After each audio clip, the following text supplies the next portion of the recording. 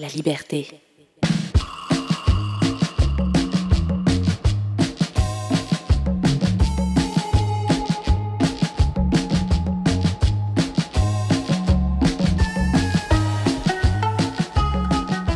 Bienvenue à l'école des possibles, là où l'équité est notre boussole, la diversité notre fierté et l'inclusion notre destination. Dans cette série balado, élèves, parents, enseignants et experts du milieu de l'éducation nous plongent au cœur d'initiatives qui ont transformé l'école en espace plus inclusif, faisant ainsi une différence positive dans la vie de plusieurs jeunes et de leurs familles. Que vous soyez parents, accompagnateurs, éducatrices ou simples citoyens intéressés par l'avenir de l'éducation, cette série offre des outils pratiques et des perspectives remplies d'espoir pour créer des environnements scolaires dans lesquels chaque jeune peut s'épanouir pleinement.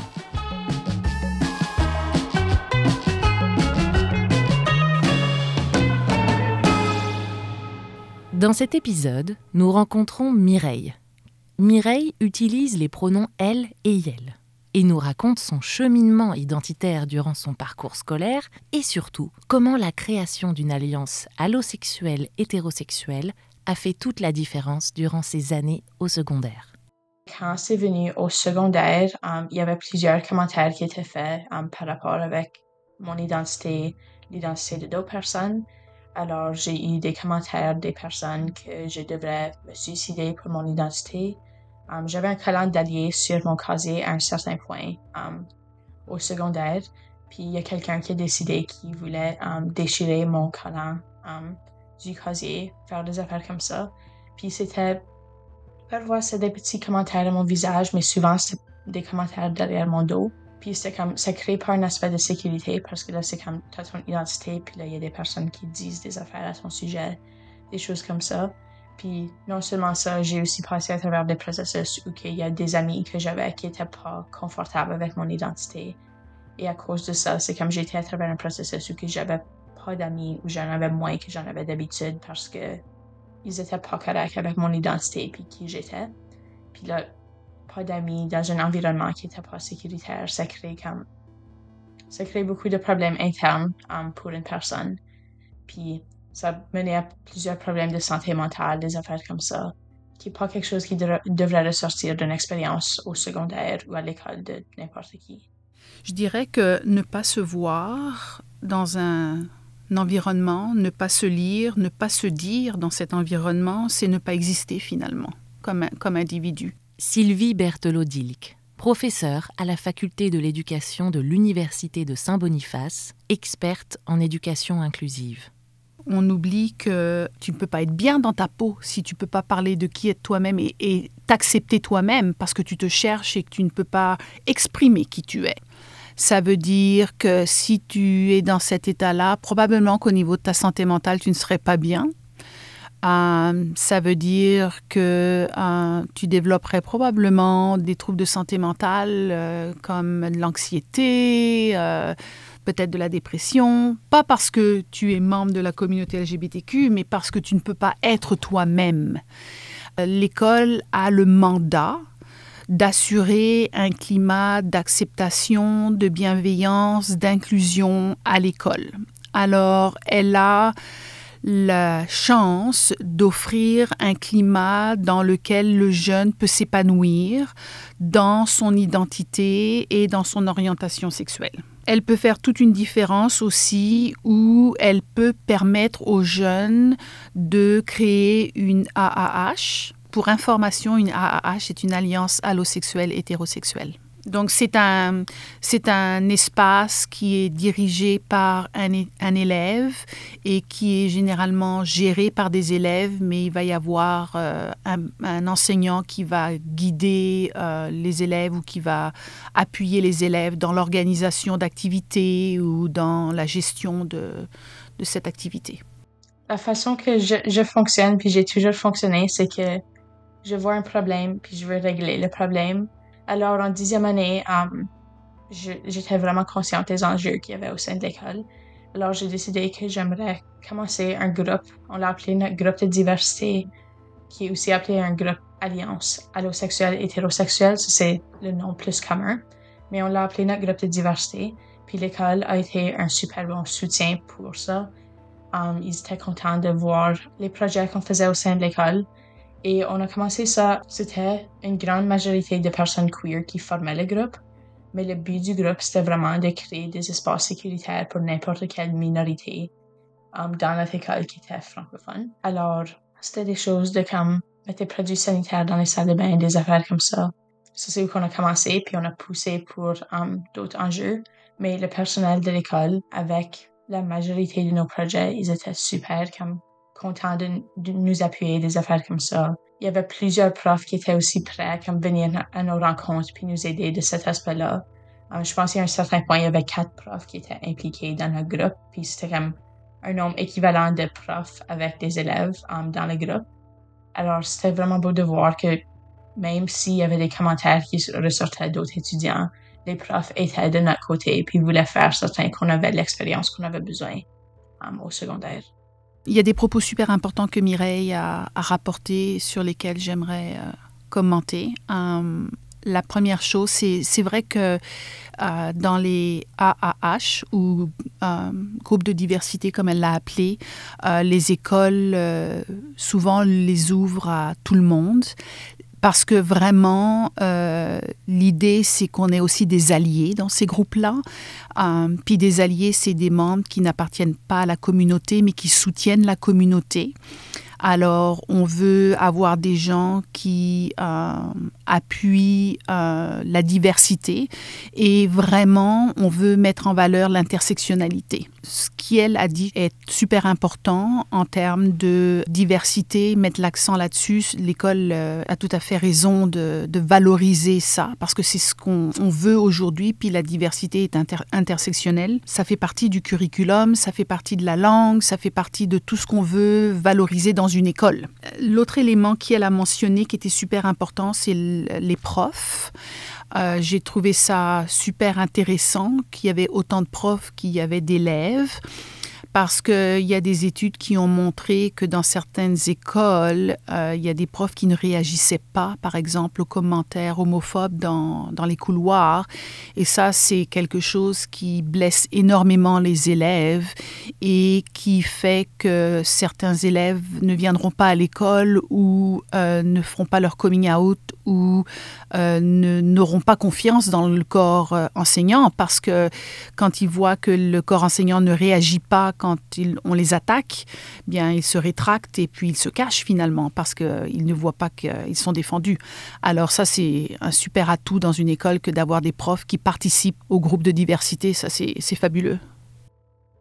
Alors, pour commencer avec ça, la première chose qu'on avait fait, c'était qu'on avait mis des produits sanitaires dans les salles de bain qui étaient pour des personnes qui s'identifiaient comme femmes au sein de l'école. Ça, c'était une chose qu'il y avait les distributeurs dans les salles de bain, mais il n'y avait rien dans les distributeurs, puis il fallait que tu payes un certain montant pour les mettre là-dedans. Alors, on a commencé ça, je pense, dès le début du groupe diversité. Ça, c'était notre premier projet. On avait trouvé des produits sanitaires qui avaient été donnés à l'école dans le passé, qui avaient juste été entreposés. Alors, c'était les premiers produits qu'on a mis dans la salle de bain. C'était des affaires qui étaient entreposées au sein de l'école. On part du principe que seuls les gens qu'on identifie comme femmes ont besoin de produits d'hygiène. Mais il y a des personnes qu'on n'identifie pas comme femmes qui ont peut-être besoin de produits d'hygiène. Alors, il y a peut-être des gens qui vont dans la salle de bain des hommes qui s'identifient comme femmes, qui vont prendre des produits d'hygiène, si vous comprenez ce que je veux dire. Et deuxièmement, c'est inclusif parce qu'il y a des personnes qui n'ont peut-être pas les moyens de s'acheter des produits d'hygiène, qui ont profité de cette initiative. Donc, c'est une initiative qui est doublement gagnante au niveau de l'inclusion. Donc, je trouve que c'est très pertinent comme initiative pour des jeunes et très inclusif pour ça. On a participé à la première participation de la DSFM à la Parade de la Fierté. Alors ça, c'était quelque chose que je suis allée à la Parade de la Fierté avec le Collège du Uriel. Je pense la même année que j'ai commencé le groupe diversité, c'est peut-être 2022, quelque chose comme ça. Et ensuite, là, l'année après ça, j'étais comme ça serait bien si la DSFM pouvait avoir une délégation dans la Parade de la Fierté. Puis il y avait plusieurs de communication, des choses comme ça. Alors, c'était notre école associée avec mon petit frère qui venait de l'école Saint-Agathe. Il y avait des participants du collège Luriel. Je crois qu'il y avait aussi des jeunes de Léo Rémillard. Il y avait des jeunes comme des écoles élémentaires autour de là aussi, des frères et sœurs plus jeunes, des personnes au secondaire. Là, on avait un bon groupe de personnes. Et là, en 2024, quand j'étais en 12e année, on a participé encore une fois. Et c'était la deuxième plus grande parade de la fierté au Canada et la DSFM en faisait encore partie, où qu'on avait presque doublé le nombre de participants de la DSFM. Alors, c'était des parents, c'était des jeunes, des écoles un petit peu partout dans la province qui sont réunis ensemble pour marcher dans cette parade de la fierté-là.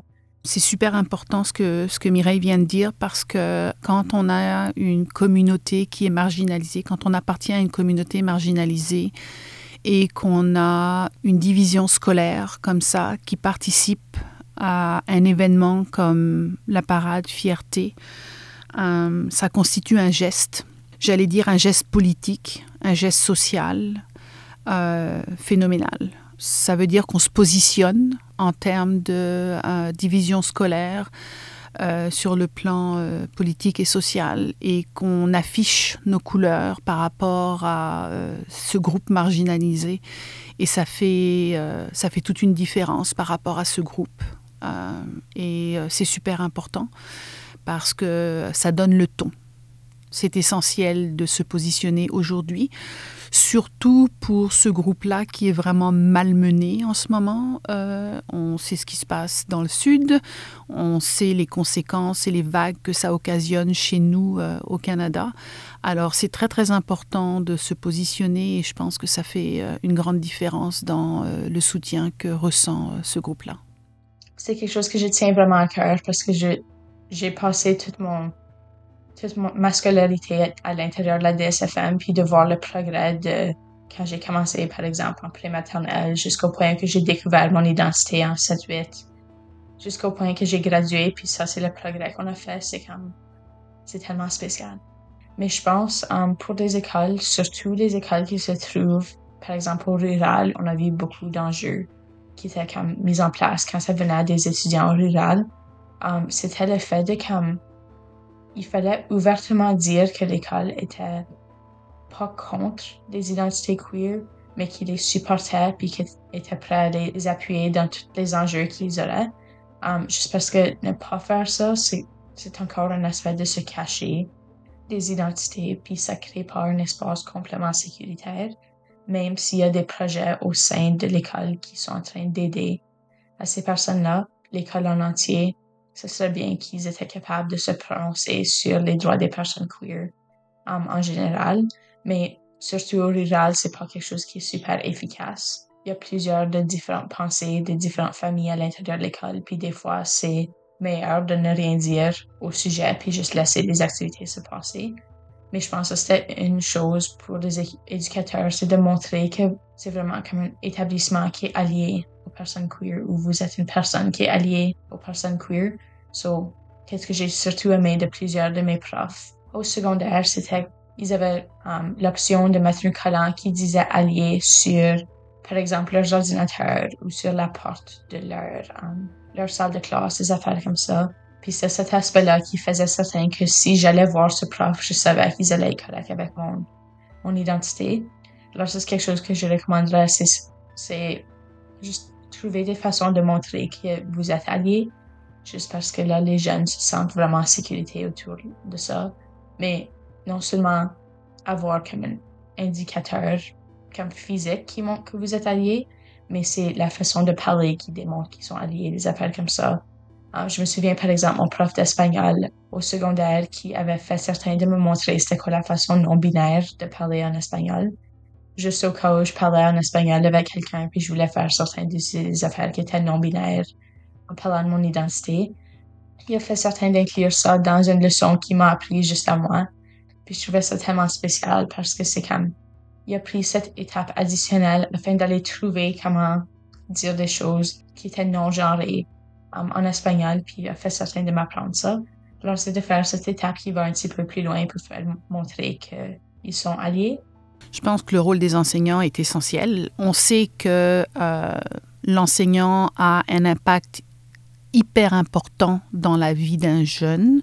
C'est lui qui a l'impact le plus important au niveau scolaire. Il peut faire toute la différence dans la vie du jeune.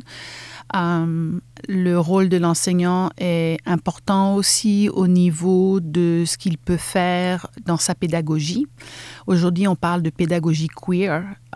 C'est pas pour rien. Il peut d'abord, comme enseignant, créer un espace sécuritaire dans sa salle de classe.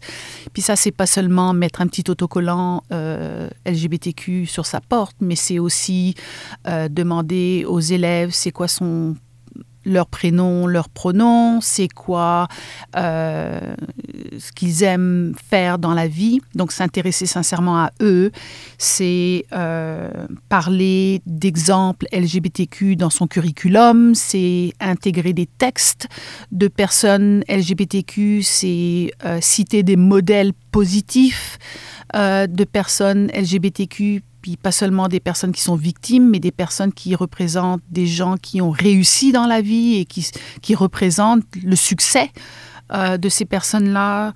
C'est défier la discrimination aussi, donc remettre en question le système quand on s'aperçoit qu'il est discriminatoire.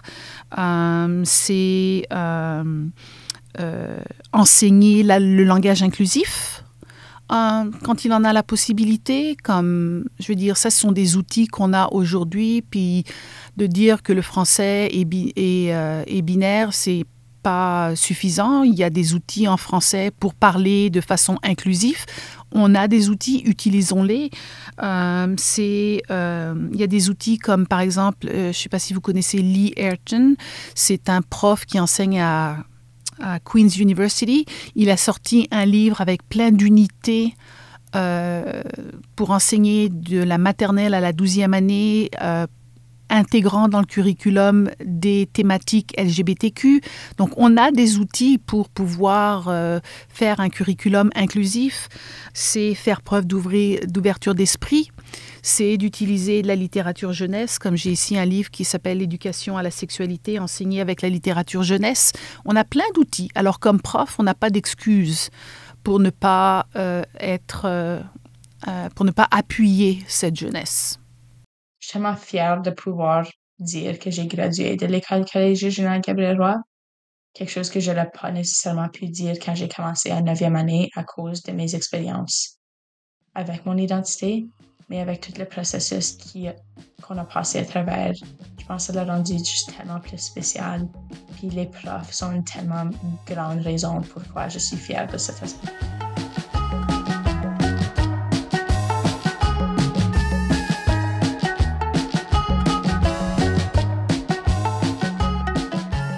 Merci à nos intervenantes, Mireille Lemoine et Sylvie Berthelot-Dilk. À l'école des possibles est une série balado produite par La Liberté et rendue possible grâce au soutien financier de la Winnipeg Foundation. Réalisation et enregistrement, Mehdi Bérédad. Entrevue et voix off, Morgane Lemay. Montage, Mehdi Bérédad et Alicia Régnier. Graphisme, Sonia Rousseau. Gestionnaire des opérations, Mélissa Odino. Directrice adjointe, Lisiane Romain. Directrice générale et rédactrice en chef, Sophie Gaulin.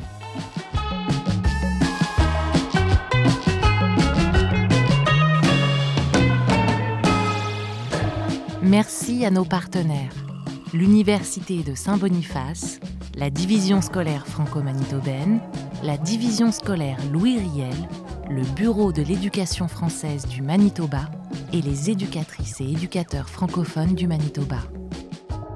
Retrouvez tous les épisodes de l'École des possibles ainsi que d'autres ressources éducatives sur la-liberté.ca. Écrivez-nous, partagez vos commentaires et n'hésitez surtout pas à mettre 5 étoiles sur votre plateforme d'écoute préférée.